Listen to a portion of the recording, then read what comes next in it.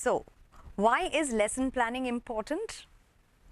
Most of our digressions in class and our inability to complete the syllabus in time happens or is a result of lack of a planned approach or the absence of a lesson plan. If I develop a template of a lesson plan, every column, every head will automatically remind me of all that I need to accomplish or achieve.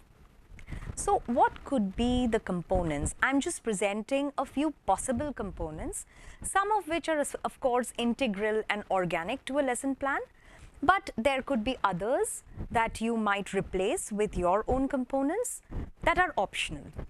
So the lesson aim, of course, this is integral to any lesson plan.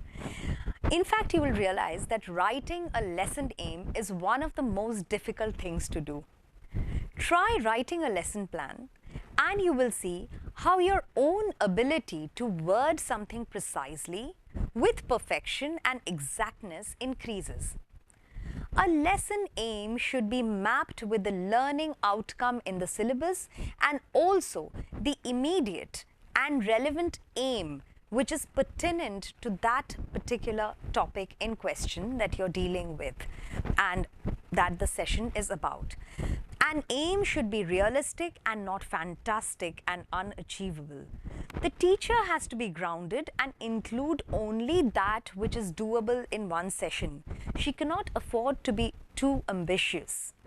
There could be a sub-aim also. For example, we spoke of the content and language integrated learning approach. So there could be a sub-aim focusing on a language skill or an aim focusing on collaborative work or developing a skill like critical thinking or problem solving, for instance. There could also be a personal aim of the teacher based on the self-reflection done earlier. So if you remember, we discussed self-reflection points and a teacher's personal checklist in one of the earlier sessions. So a teacher could have a personal aim as part of her lesson plan, which could be something like, I need to improve my board work, or I need to give a reading list, or I need to manage my time better. So these could be the personal aims. A lesson plan could mention teaching aids and materials. While writing this, immediately, it'll make you think of aids and materials that go beyond the course book or the text. Varying material using a variety and a range of materials will also mean varying your approach, which will also mean making the class more dynamic, interactive, and creative. Lesson plans can mention stages or phases in the session and the procedure the teacher wishes to adopt for each stage and the tentative duration she has in mind for each stage. Writing the interaction pattern for each stage will also be helpful. Too many T's in the interaction pattern, if you remember the earlier slide which had the interaction patterns, where the T stands for teacher and the S stands for students. So too many T's in the interaction pattern, meaning the teacher it'll make her realize that the stages are too teacher-led and therefore prompt her to think of more student-centered approaches. The plan can also have the feedback stage and the teacher can consider varying feedback strategies. Feedback can be given by the teacher or by one group to another. So a teacher can give feedback to students as is conventionally done, or it could be one group of students giving feedback to another group of students, or by a group to an individual student, or by one group member to the remaining, as we saw in one of our earlier sessions. Feedback parameters can be evolved, which will help the teacher reflect on all the possible learning points involved and also make learners more self-reliant and judicious and introspect if the onus of feedback also lies with them, and also make them familiar and aware of the possible learning points which are expected from them. The plan can also have a column called anticipated problems. we have discussed this earlier, the teacher can put down problems she expects at a particular stage in the session, since she knows her learners well and their existing knowledge competence, their proficiency, their awareness, and also learning behavior and traits. If the teacher is not able to put down anticipated problems, then it clearly indicates that she doesn't know or hasn't invested enough time in getting to know her learners. Then, the teacher can think of devising an activity which will enable her to get familiar with her learners, like one of those GTKY activities, like find someone who, or a survey, or a questionnaire, which the teacher can use in class just to get to know her learners better.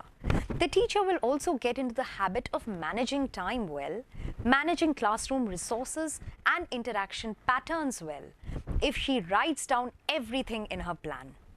A plan is also a kind of a permanent reference source, so she can even go back to it in future, and she'll realize that having a plan makes preparing for a session a lot easier. Remember, if you enter your class with a plan, I'm sure your students too shall realize and will see the effort you have put in and take you and their learning more seriously. They will respect you as a teacher and as a resource person, and your planned approach, like everything else about you, will somehow unconsciously influence and impact your students, and they too will start reflecting your traits, your characteristics, and your strengths. Similarly, or I should say, on the other hand, conversely, if as teachers we go unplanned and unprepared with a very casual approach, thinking that it is something we do every day, they are the same group of learners we are meeting, and therefore we do not need to prepare in advance, the students too shall become casual and laid back. In fact, having a plan or sitting down to write a plan will also make us aware of our commitment to the various roles of a teacher that we are expected to play in class. It will make us think as to, am I competent as a resource of information? Am I a good counselor and a guide? Am I a good facilitator? Or do I give away all the information myself? Do I enable guided discovery, that is helping my students discover a piece of knowledge or information instead of plating it up and spoon feeding it to them? Am I a good monitor who does not interfere and enables full learner independence during tasks? Am I a good empathizer who tries to find out if her students are having some kind of trouble in coping? How about my evaluation skills? Am I fair? Am I above bias? And my execution?